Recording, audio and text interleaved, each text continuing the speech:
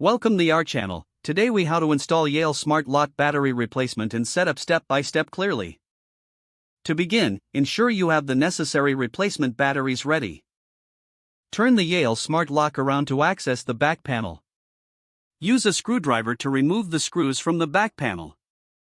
Gently lift the back panel away from the main lock unit. Locate the battery compartment inside the back panel. Pull out the old batteries from the compartment. Take your new batteries and insert them into the compartment, ensuring the correct polarity. Once the new batteries are securely in place, replace the back panel onto the main unit. Align the panel with the lock and press it gently to snap it back into place. Reinsert the screws into the back panel and tighten them securely. Now, let's move on to the setup process.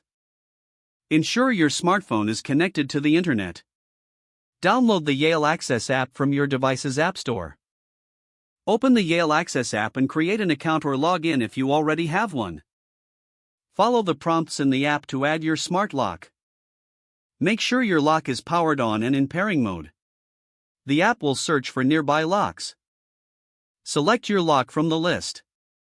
Once selected, follow the on-screen instructions to complete the setup. Test the lock by using the app to ensure it responds properly. Your Yale Smart Lock is now battery replaced and set up for use.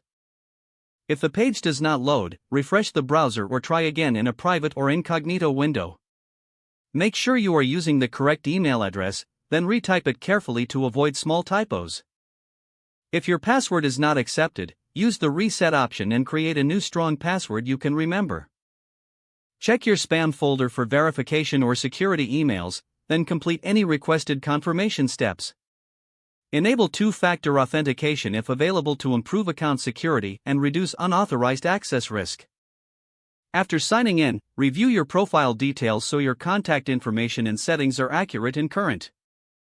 If you see an error message, note it down and try again after restarting your device and internet connection. Don't forget to like this video and subscribe to our channel for more step-by-step tech guides.